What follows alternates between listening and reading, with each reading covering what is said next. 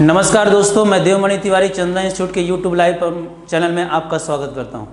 दोस्तों, इसके पहली वाली वीडियो में जैसे कि मैंने आपको बताया था कि अब एक नई तकनीकी के साथ मैं आपके समक्ष उपस्थित हुआ हूं और इस तकनीकी में सारा का सारा खेल ट्रिक का है। सब कुछ ट्रिक, हर जगह ट्रिक, प्रत्येक जगह आपको ट्रिक दिख दी जाएगी और ऐसे तरीके, सरल तरीके बताए जाएंगे जिसके माध्यम से आप प्रश्नों को तुरंत पकड़ लें, उस उत्तर की तक तुरंत पहुंच जाएं। ऐसे तरीके से आपको मैं आज दोस्तों यहाँ पर पढ़ाऊँगा।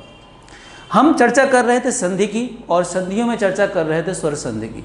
तो मैंने दोस्तों स्वर संधि में आप लोगों को एक ट्रिक बताई थी, मैंने ट्रिक देखिए। आइए चलते हैं। सबसे पहले हम देखेंगे, क्योंकि आज जो शीर्षक लेकर के मैं उपस्थित हुआ हूँ उस शीर्षक का नाम है कि शब्दों में संधि को पहचानना। क्योंकि प्रश्न पूछता है, सीधा शब्द दे देगा और शब्द से पूछेगा इसमें कौन सी संधि है, तो आपको वहाँ उस शब्द में संधि को पहचानना है। ठीक है, तो सीधे ऐसे ही प्रश्न हम यहाँ पर देखेंगे। आइए जी जरा देखें एक बार। इसे सबसे पहली जो संधि है वह क्या है? दीर्घ स्वर संधि है। ठीक है दोस्तों, क्या है? दीर्घ स्वर संधि। इस दीर्घ स्वर संधि का जो ट्रिक मैंने आपको दोस्तों बताई वह क्या बताया था मैंने कि बड़े बड़े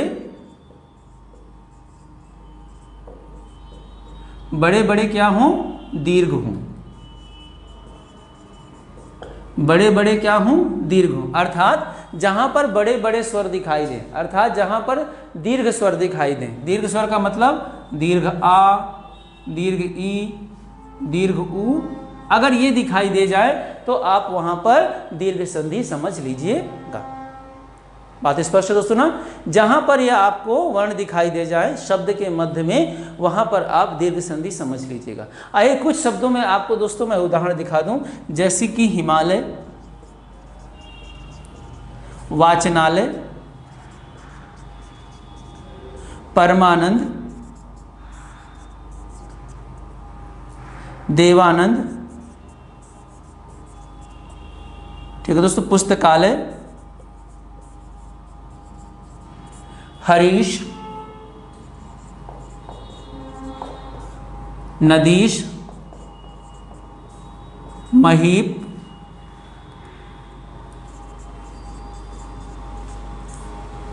ठीक है, रजनीश,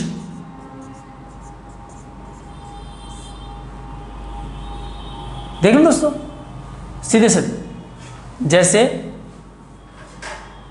भानुदय, ठीक है दोस्तों, लघुर्मी, ठीक है दोस्तों, और जैसे पितृण, मातृण,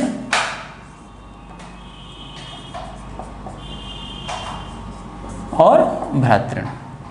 आप देख सकते हैं दोस्तों, हिमालय में आपने दीर्घ आ देखा, वाचनालय में दीर्घ आ देखा, परमानंद में दीर्घ आ देखा, देवानंद में दीर्घ आ देखा, पुस्तकालय में दीर्घ आ देखा, हरीश में दीर्घ ई देखी, नदी में दीर्घ ई देखी, महीप में दीर्घ ई देखी, रजनीश में दीर्घ ई देखी, भानुदय में दीर्घ ऊ देखा, लघुर में दीर्घ ऊ देखा। तो अब अगर आप इस तरह के वर्ण किसी भी शब्द में दिखाई दे जाए तो वहां पर आपको क्या मान लेना है? दीर्घ स्वर संधि समझ लेना है, दीर्घ स्वर संधि मान लेना है। तो एक तो प्रश्न आपका सीधे ऐसे बन जाता है कि बड़े बड़े क्या हो गए? दीर्घ हो गए। अर्थात जहां पर दीर्घ आ, दीर्घ ई या दीर्घ ऊ दिख जाए वहां पर आप क्या समझ लेना दोस्तों? वहां पर आपका दीर्घ संधि है। दूसरा प्रश्न बनता है कि शब्दों का विच्छेद। अगर शब्द दिया है उसका विच्छेद पूछ लेता है कि कैसे होगा। तो आप जरा देख सकते हैं, आपको करना क्या है दोस्तों कि जिस वर्ण में आपको दीर्घ आ दिख रहा है, ठीक है दोस्तों, उसके बाद वाला जो वर्ण समूह है, इस वर्ण समूह के पहले आपको ह्रस्व आ या दीर्घ आ में से दोनों कर लेना है। ठीक है, या आप क्या कर लेंगे? दीर्घ आ कर लेंगे। हम ये कर सकते हैं कि इसे दीर्घ आ कहाँ दिख रहा है? माँ में दिख रहा है ना, तो हम लिख देंगे हिम आ लय। यही है ना, आप देख रहे हैं दोस्तों, हिम माँ में आ था और इधर लय था। इस आ को इसमें भी जोड़ना है और इस आ को इसके पहले भी रखना है। अगर इस आ में चाहे हम यहाँ पर ह्रस्व करें चाहे दीर्घ करें, चाहे इस दीर्घ आ को अगर माँ में जोड़ते हैं तो हिमा बनता है और अगर ह्रस्व आ जोड़ते हैं तो क्या बनता है? हिम बनता है। ठीक है, क्या बनता है? हिम बनता है। तो हमने क्या जोड़ लिया? ह्रस्व आ ले लिया। ठीक, अब इसमें से ह्रस्व आ या दीर्घ आ में से कोई एक लय के पहले कर देना है। तो लय के पहले हमने क्या कर दिया, दीर्घा कर दिया, तो क्या बन गया, आलय। हिमधन आलय, विच्छेद बना किसका, दीर्घ। ऐसे आप यहां पर भी देख सकते हैं, वाचन है, वाचन में दीर्घ आ है और लय है। इसके पहले यानी नाम में हम ह्रस्व आ या दीर्घ आ में से दोनों में से कोई एक करेंगे, और लय में के पहले भी ह्रस्व आ या दीर्घ आ में से कोई दोनों में से एक करेंगे।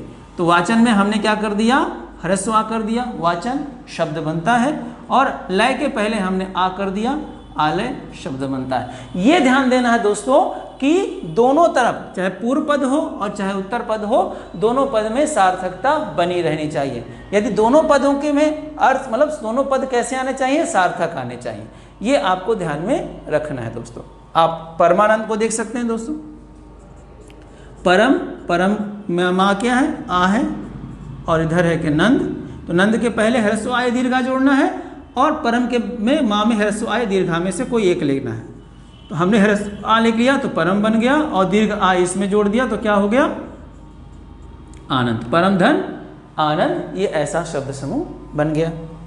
देवानंद में भी देख सकते हैं, देवानंद में क्या है, देव, देव में क्या है, आ, ठीक है, और नंद, तो देव में वहाँ में हमने क्या कर दिया, ह्रस्व आ कर दिया, और इधर नंद के पहले हमने दीर्घ आ कर दिया, और बन गया देवधन आनंद। पुस्तकालय में भी आप देख सकते हैं दोस्तों, पुस्तक का पे क्या है, दीर्घ आ है, और ये लय कर दिया, इधर इधर भी जोड़ा, इसको इधर भी जोड़ा, तो क्या बना, पुस्तक धन आलय।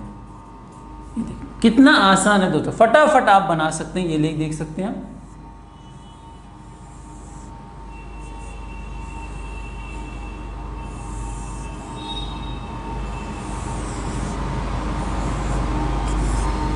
ठीक है दोस्तों, इस तरह से आप शब्दों को विच्छेदित कर सकते हैं और शब्दों में संधि की पहचान कर सकते हैं। आइए इधर देख लें, हरीश में देख लें, रा पे क्या है, दीर्घ ई है, तो उसमें से रा से हमने दीर्घ ई हटा लिया, ठीक है। अब सा के पहले भी ह्रस्व ई या दीर्घ में से कोई हो जाएगा, और रा के बाद भी ह्रस्व ई या दीर्घ में से कोई एक हो जाएगा।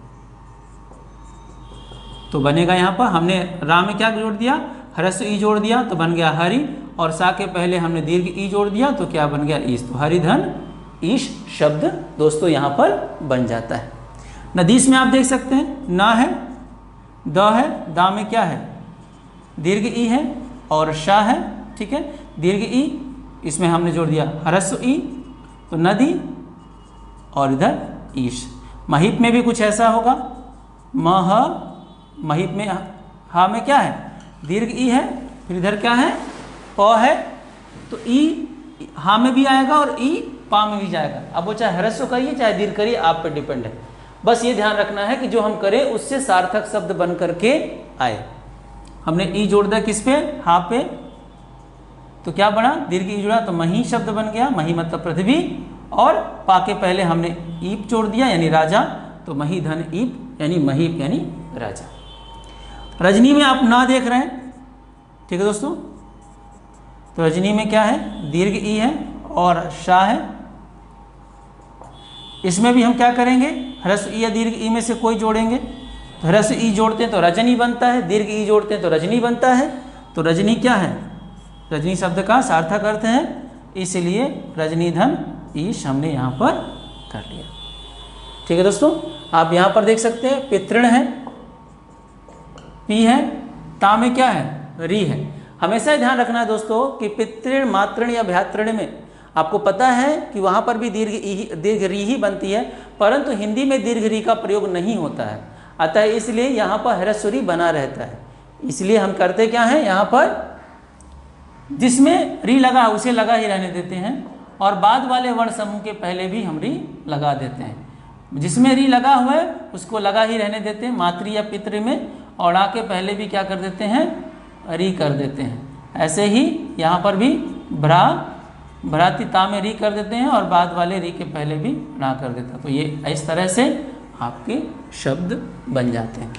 जैसे लघुर्मी में, भानुदय में आप देख सकते हैं दोस्तों, भानुदय में क्या है, ना पे बड़े ऊ की मात्रा है, ठीक है। आइए हम यहाँ करके देखें, तो ना में क्या है, दीर्घ ऊ है, बाद में दय है, ठीक है, तो हम नाम में क्या कर देंगे, ह्रस्व उ या दीर्घ उ कर देंगे, तो क्या बन जाएगा, हमने ह्रस्व उ करा तो भानु बना, दीर्घ उ करा तो हमने भानु बना, क्या भानु शब्द होता है, उधर भी हमने ह्रस्व उ कर दिया तो क्या भानुधन उदय बन गया। ऐसे ही लघु ऊर्मी में क्या है, घा में क्या है, दीर्घ उ और उसके बाद है मी, उसके ऊपर रेप, दीर्घ उ में ह्रस्व उ पहले जुड़ जाएगा घा से तो बनेगा लघु, और इधर भी तो बन जाएगा लघुधन ऊर्मी अर्थात लघु ऊर्मी। तो इस तरह से दोस्तों आप किसी भी शब्द को में दीर्घ संधि को पहचान सकते हैं और दीर्घ संधि का विच्छेद करके आप उसे देख भी सकते हैं। ये देखिए दोस्तों कितना आसान था, है ना सर।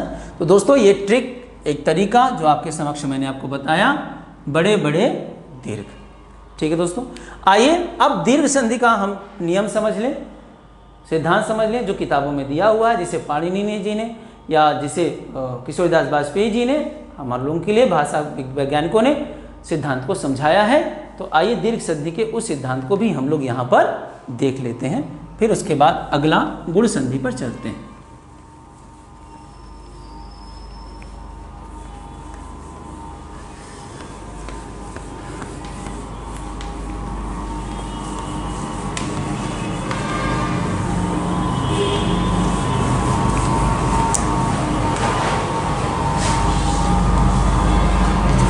दीर्घ संधि को परिभाषित करते हुए कहा गया है कि दो समान स्वर वर्णों के मेल पर दोनों के स्थान पर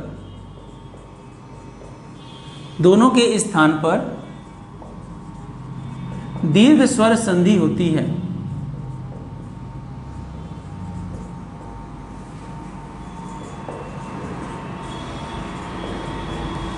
ठीक है, जैसे इसमें 4 दशाएं बनती हैं। सबसे पहले हम प्रथम दशा लेंगे। प्रथम दशा में कहता है कि ह्रस्व आ या दीर्घ आ के बाद यदि ह्रस्व आ या दीर्घ आ आए तो दोनों के स्थान पर दीर्घ आ आदेश हो जाता है। अर्थात हम ये कह सकते हैं कि ह्रस्व आ के बाद यदि ह्रस्व आ आए तो दीर्घ आ होगा, ह्रस्व आ के बाद यदि दीर्घ आ आए तो दीर्घ आ होगा।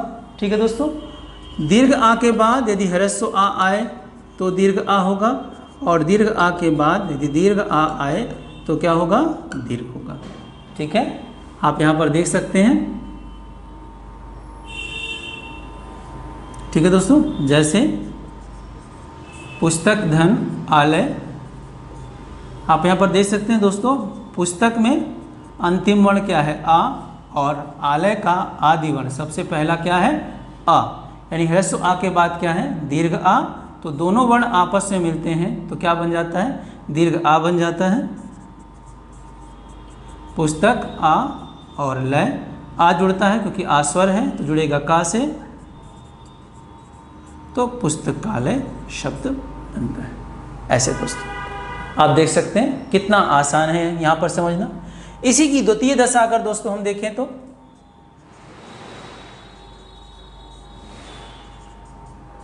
इसी की द्वितीय दशा देखें जो कि ई की है।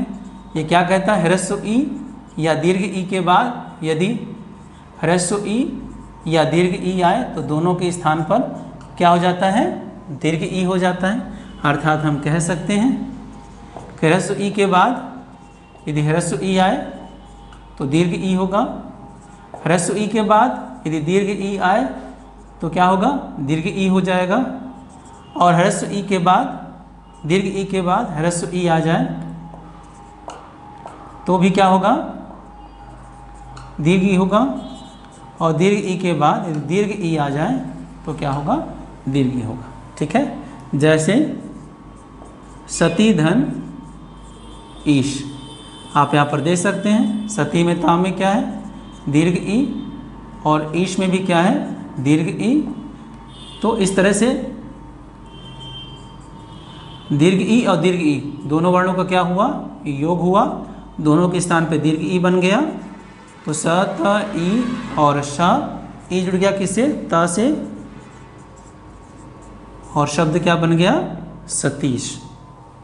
ठीक है दोस्तों, आप देख सकते हैं। अगर इसी की तीसरी दशा देखें हम लोग, तृतीय दशा देखें। तृतीय दशा कहता है कि ह्रस्व उ या दीर्घ उ के पश्चात ह्रस्व उ या दीर्घ उ आए तो दोनों के स्थान पर दीर्घ उ का आदेश हो जाता है। अर्थात हम कह सकते हैं ह्रस्व उ के बाद ह्रस्व उ आए तो दीर्घ उ होगा, ह्रस्व उ के बाद दीर्घ उ आए तो दीर्घ उ होगा, ह्रस्व उ के बाद दीर्घ उ के बाद ह्रस्व उ आए तो दीर्घ उ होगा, और दीर्घ उ के बाद दीर्घ उ आए तो क्या होगा, दीर्घ उ होगा। जैसे हमने शब्द बनाया था भानुधन उदय।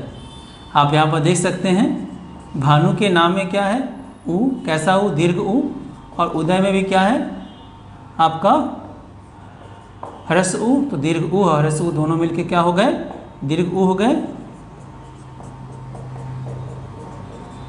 उ जुड़ गया ना से और बन क्या गया, भानुदय। इसी की दोस्तों चौथी दशा बनती है जिसे हम चतुर्थ दशा कह सकते हैं। ठीक है दोस्तों,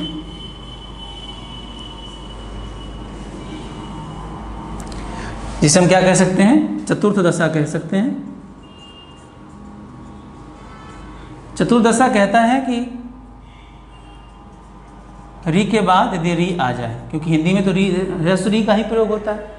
ठीक है, तो री के बाद यदि री आ जाए तो दोनों के स्थान पर दीर्घ री का प्रयोग हो जाता है, किंतु दीर्घ री हिंदी भाषा में मिलता नहीं है, इसलिए इसके स्थान पर हमारे यहाँ क्या प्रयोग होता है, ह्रस्व री का प्रयोग हो जाता है। ठीक है, तो अब आप देख सकते हैं अगर शब्द हमारे पास है पितृधन ऋण, पितृधन ऋण शब्द है, आप यहाँ पर देख सकते हैं पी है, तो है, री है, री और ड़ा, तो री के बाद क्या है, री, दोनों मिल गए क्या बन गया, दीर्घ री बन गया। दीर्घ री जुड़ा कैसे, ता से, और शब्द क्या बन गया, पितृण बन गया। देख सकते हैं दोस्तों कितना आसान है आप सबके लिए इनको पहचानना और इनको जानना। ठीक है दोस्तों, मिलते हैं अगले वीडियो में। हम आपसे गुण संधि की परिचर्चा लेकर के, गुण संधि के लिए ट्रिक लेकर के आपके साथ मिलते हैं दोस्तों। नमस्कार।